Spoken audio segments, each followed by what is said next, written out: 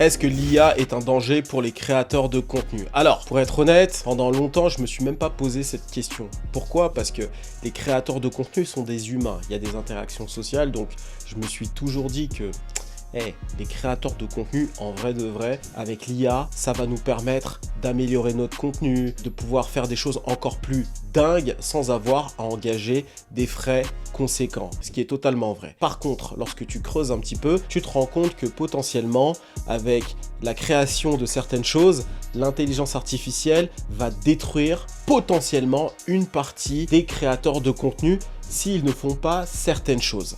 Alors ce que je vais faire dans cette vidéo, c'est que je vais t'exposer selon moi comment l'intelligence artificielle risque d'être un problème pour les créateurs de contenu.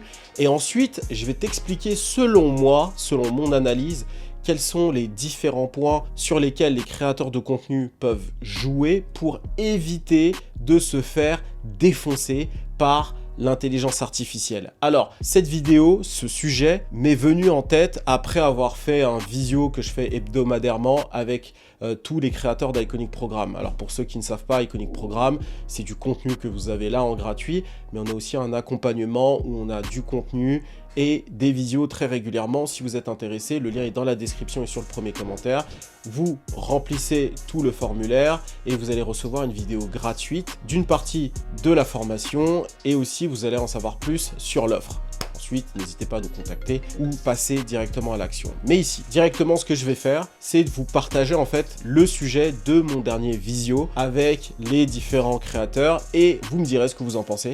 Et j'espère que ça va vous servir ici, d'accord? Alors, n'oubliez pas de liker, de commenter et surtout de partager cette vidéo à une personne qui serait intéressée par le sujet, qui est créateur de contenu ou qui souhaite se lancer dans la création de contenu. C'est super important. Ces vidéos-là ne sont pas faites encore une fois pour qu'on soit 100 000, 200 000 à les regarder. Ceux qui veulent du divertissement, ça se passe sur la chaîne principale. Ici, c'est vraiment pour ceux qui veulent apprendre des choses sur la création de contenu. Ok? Donc, sans plus attendre, on y va. Alors, je regardais une interview de Yomi Denzel avec le fondateur de Doctissimo et à un moment donné, il a dit ceci. Ce que j'ai hâte de voir, c'est quand il y aura vraiment des personnes IA qui auront une vraie vie virtuelle, des avis, qui feront des vidéos, qui auront une audience, etc. Tu penses que ça va arriver? Des vraies personnes, quoi, qui auront un nom, un type de comportement, etc.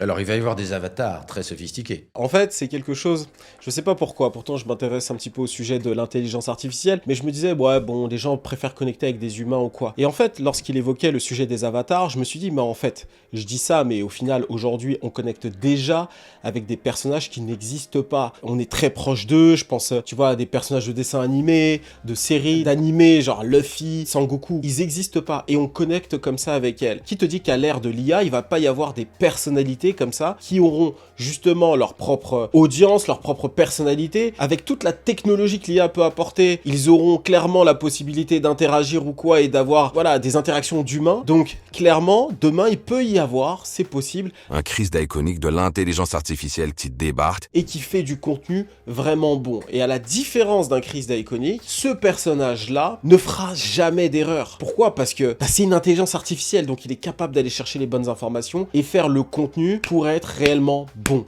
Et ça c'est flippant, d'accord? Donc l'intelligence artificielle et la création des avatars, c'est quelque chose auquel on doit faire réellement attention. Et je me suis dit, ok, il y aura toujours des humains qui vont interagir parce que effectivement, il y aura des avatars qui seront là, mais il y aura aussi des humains qui auront accès aussi à l'intelligence artificielle et surtout les gens voudront toujours connecter avec d'autres humains. Ça, c'est quelque chose qui va continuer selon moi, quoi. C'est sûr. C'est juste qu'il y aura plus de création, il y aura des bots, des IA qui vont interagir avec leur audience. Et je me suis dit, qu'est-ce qui nous reste pour se démarquer de l'intelligence artificielle? Alors, clairement, l'expertise, l'analyse, ça va pas être le point sur lequel on va pouvoir se démarquer de l'intelligence artificielle. Elle est déjà beaucoup plus intelligente que nous, elle est en mesure de pouvoir synthétiser, analyser l'information et la diffuser rapidement, donc là-dessus, on sera pas en mesure de la concurrencer, clairement. Donc en fait, il faut trouver d'autres points qui vont nous permettre de le faire. Alors déjà, en tant que créateur de contenu, il faudra se servir de l'IA pour être très efficace également. Donc c'est pour ça que c'est important, en tant que créateur de contenu et entrepreneur globalement, de prendre en main l'intelligence artificielle. Ça, c'est la première chose. D'accord? Donc ce point-là, je vais le squeezer un petit peu rapidement. Mais il y a un autre point qui est très important qui peut effectivement démarquer le créateur de contenu humain de l'IA, c'est la marque. Le réel personal branding, l'ADN de marque, les valeurs, qui tu es, d'où tu viens, c'est quoi ton positionnement, c'est quoi ton esthétique, tu vois? Tu crois en quoi? Toutes ces choses-là sont super importantes. Un créateur de contenu va réellement connecter de façon profonde avec son audience grâce à tous ces éléments-là. Donc, il faut travailler vraiment sa marque, son ADN de marque. Et comment travailler son ADN de marque et son positionnement? Eh bien, la première chose, c'est l'histoire. Oui, l'histoire, ton storytelling. C'est quelque chose qui revient depuis le début de ma chaîne, même ma chaîne principale. Le storytelling, c'est quelque chose d'extrêmement important. Le storytelling, c'est quoi? Eh bien, je vais te donner un exemple. Cardi B, on est en 2017. Elle sort ce morceau. Et dans le refrain, qu'est-ce qu'elle dit? I don't dance now, I make money move. Ok, je ne danse plus, je fais des money moves. Bon, le morceau est très bon, c'est le morceau qui a fait décoller sa carrière, d'accord? Alors, pourquoi ce morceau a décollé? Alors, parce que le morceau est très bon, bien produit, extrêmement bien écrit. Merci Pardison Fontaine, ok, qui est derrière tous les hits de Cardi B, d'accord? Bon, on n'est pas sur la chaîne principale, on va pas rentrer dans les détails ici, mais ce qui est important de savoir, c'est qu'il a très bien écrit le morceau, parce qu'il y a un élément très important, c'est que le morceau reflète la vie de Cardi B. Alors, Cardi B, c'est une stripteaseuse du Bronx à la base, d'accord? Elle a eu un vécu très compliqué, et en fait, elle s'est lancée sur Instagram au milieu des années 2010, d'accord? Elle faisait des vidéos assez drôles lorsqu'elle sortait du strip club ou lorsqu'elle y était, et en fait, ça a fait beaucoup rire les gens sur les réseaux, et c'est comme ça qu'elle a commencé à amasser une véritable audience. Beaucoup de gens se sont mis à la suivre, et ensuite, elle a eu l'opportunité de faire de la télé-réalité sur VH1, Love and Hip Hop, etc. Et c'est comme ça qu'elle a réussi vraiment à emporter une véritable audience avec elle, de gens qui voulaient absolument la voir gagner. Et c'est à partir de là qu'elle a pu lancer sa carrière dans la musique. C'était très dur au début, elle tentait pas mal de choses, elle tournait des clips dans son quartier, habillée tout en rouge, mais ça ne fonctionnait pas. Et un jour, elle a sorti ce single. Et ce single, bien sûr, il est très bon musicalement parlant, mais surtout, les gens ont connecté parce que ce qu'elle raconte, c'est directement en connexion avec son histoire personnelle. Donc son histoire personnelle, elle est claire, elle vient de quelque part de difficile et maintenant elle en sort. Et le morceau est bon. Et d'ailleurs, quand tu écoutes le morceau, elle revient souvent là-dessus. Dans son premier album, Invasion of Privacy, elle revient à plusieurs reprises aussi sur le sujet, d'accord? Et donc, c'est comme ça qu'on a connecté avec l'humain. Et donc, à partir de là, on a vraiment une raison de la suivre. Ça, c'est Cardi B. Et je vais te prendre un exemple qui a strictement rien à voir. Ça va peut-être même vous choquer que je parle de lui ici. Mais je trouve ça super pertinent parce que là, je veux parler des experts, des gens qui veulent rentrer dans un sujet vraiment précis sur Internet. Jordan Peterson. Ok, ça n'a rien à voir avec Cardi B. Je pense que beaucoup de gens s'attendaient pas à ce que je name drop Jordan Peterson. Eh ben, Jordan Peterson, c'est un psychologue, un psychiatre, je ne sais plus exactement, désolé, là je parle vraiment de tête, qui a fait le buzz dans son université environ dans les années 2015 parce qu'il avait refusé d'appeler un élève de son école par le pronom qu'il lui avait demandé. En tout cas, c'est de tête, hein, c'est cette histoire-là. Cette histoire avait fait du bruit au sein de cette université. Il est canadien, hein, j'ai oublié de le préciser. Et du coup, il a été ensuite viré ou mis de côté, etc. Et donc, ça a créé un véritable remue-ménage sur les réseaux sociaux. Jordan Peterson est plutôt classé du côté des conservateurs, pour que vous sachiez un petit peu. Donc, il parle beaucoup de religion, etc. Et de plein d'autres sujets d'ailleurs. Donc, à ce moment-là, ça a beaucoup fait réagir. Et ensuite, il a été invité sur des plateaux télé pour parler de cette situation-là. Et à partir de là, ça carrière, on va dire, entre guillemets, médiatique a réellement été lancée. Et lui, il parle de sujets, comme je l'ai dit, autour de la psychologie, homme, femme, etc.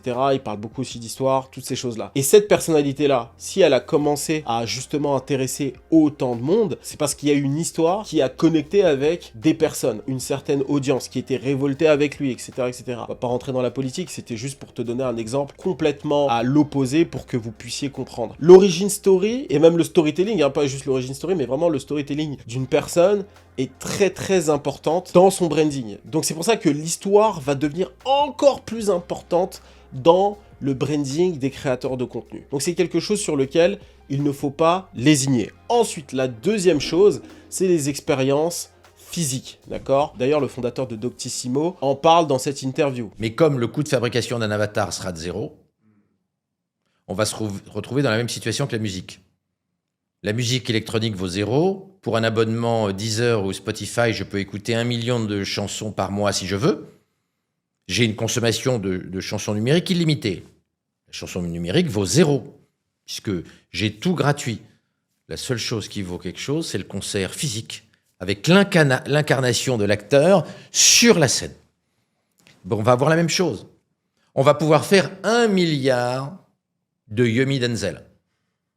Et ils coûteront 0 numériquement. Aussi malin que toi, aussi charismatique que toi, aussi bon storyteller. Mais les gens voudront, dans un espace physique, te voir, prendre un petit déjeuner avec toi, discuter avec toi.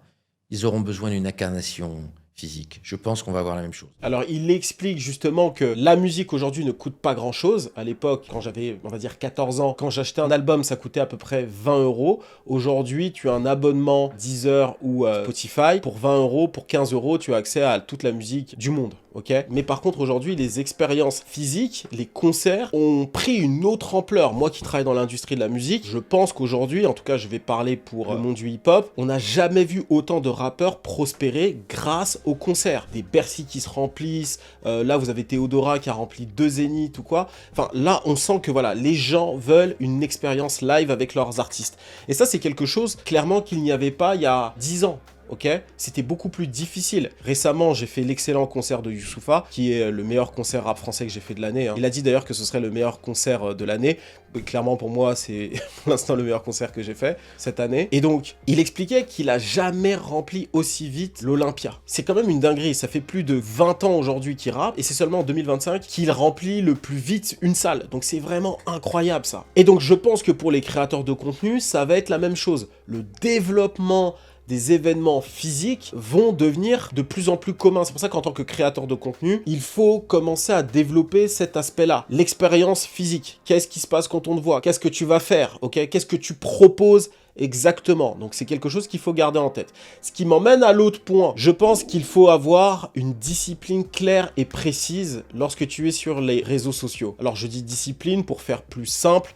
Je vais parler de métier. Alors, je pense que quand tu es sur les réseaux sociaux, quand tu te sers des Instagram, TikTok, YouTube et compagnie, en fait, il faut avoir une discipline, un métier et se servir des plateformes pour décupler l'impact de ce métier et de cette discipline. Par exemple, moi, si on devait me mettre dans une catégorie selon mes différentes structures, on va dire, ce serait présentateur, journaliste, consultant marketing digital. Donc ça, c'est des professions que je peux proposer en dehors des plateformes, d'accord? Moi, j'ai toujours dit, si j'étais dans les années 2000, j'aurais lancé un magazine, tu vois? Donc j'ai toujours cette compétence, cette proposition de valeur que je peux appliquer sur un magazine et le vendre. Si tu es ostéopathe, je dis n'importe quoi, bah c'est quelque chose que tu fais au quotidien et les réseaux sociaux sont là pour amplifier ton métier, pour amplifier l'impact de ton métier, de ta discipline, d'accord? Et je pense qu'il est très important d'avoir cette discipline-là en dehors des réseaux sociaux pour pouvoir ensuite proposer justement des expériences physiques, d'accord? Mais surtout proposer quelque chose de bien précis aux gens, une expertise que les gens viendraient chercher chez toi et pas ailleurs. Si tu es sur les réseaux sociaux et que ton truc c'est de surfer sur les trends TikTok, faire des danses, etc., c'est cool, tu vas avoir un peu d'audience, mais comment tu monétises ça? C'est quoi le modèle économique? Si tu n'as pas de discipline, de métier, ça va être très compliqué de pouvoir proposer quelque chose de concret. Donc c'est très important de garder ça en tête. Parce que si tu n'as rien, bah il y aura tellement de divertissement, déjà qu'il y en a beaucoup, mais en plus de ça, ça va être encore plus compliqué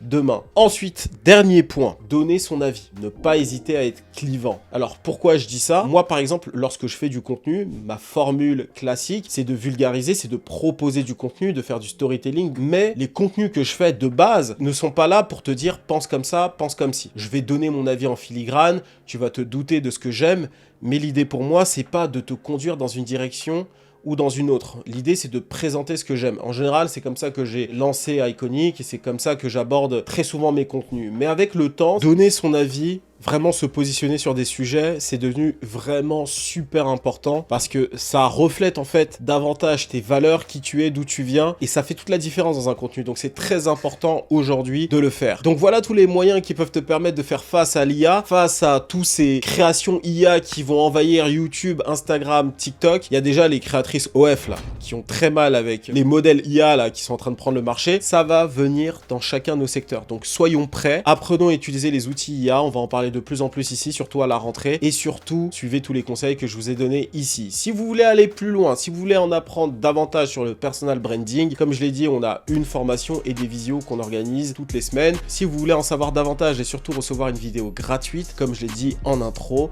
vous vous inscrivez sur le lien qui se trouve dans la description et sur le premier commentaire. Vous tapez votre nom, prénom, votre profession, qui vous êtes exactement, et vous allez recevoir automatiquement une vidéo. Et ensuite, voilà, vous pouvez passer à l'action, avancer avec nous. En tout cas, on prend énormément de plaisir à faire du contenu avec les différents créateurs de contenu. On a toutes sortes de domaines dans le programme, on s'éclate. Donc si tu es intéressé, comme je l'ai dit, le lien est là-bas. Ou alors tu peux rester ici, regarder les contenus. De toute façon, on va essayer d'être le plus régulier possible. Alors, petite chose sur la régularité, avec le mois de Didi et avec tout ce qu'on lance à côté, je suis pas trop régulier, d'accord? Il m'arrive de sortir le jeudi, comme là par exemple, ou quoi, mais sachez réellement que on va repartir sur un rythme de tous les mercredis, mais sachez qu'en tout cas, il y aura du contenu qui va être balancé. Donc, activez votre cloche, abonnez-vous et likez cette vidéo. C'était Major d'Iconic Programme pour vous servir. On se dit à très vite. Cheers!